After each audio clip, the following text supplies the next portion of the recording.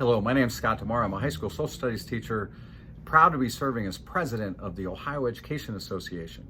OEA represents over 120,000 educators serving students in all different capacities from across the state of Ohio, but united in our purpose to ensure that every single student has the resources and the support they need to be successful.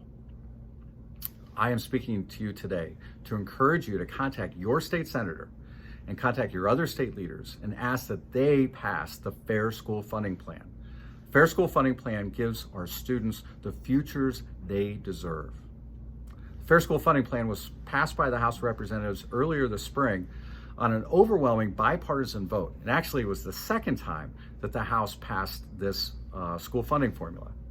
It reflects over 3 years of public input from stakeholders and education funding experts, from teachers and parents, from administrators and community members all across the state of Ohio.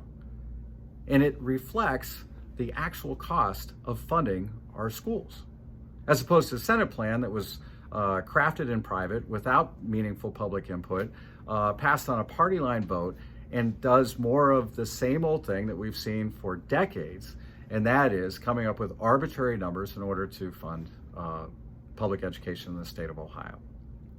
The House-passed version will, once fully phased in, set a per pupil funding amount of over $7,200 per student, while the Senate plan, on the other hand, increases funding by only $110 per student over what it was 4 years ago to only $6,100.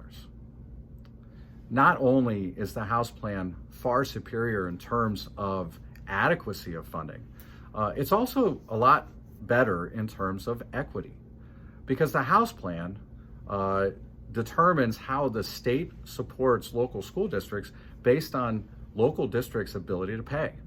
We know that taxpayers in one community have an easier time supporting levies than taxpayers in other communities, not just because of differences in property wealth, but also differences in the income level of the residents.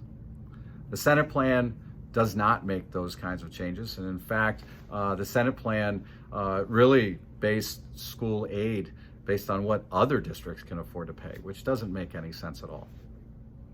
Both the House plan and the Senate plan do an important thing by directly funding charter schools and voucher students by the state.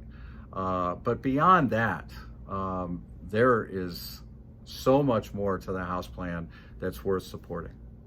I hope you'll join me.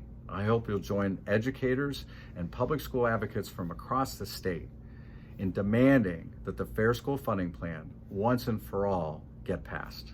We are so close to making historic investment in education and doing right by our students, but we need your help. Thank you for your attention. Have a great day.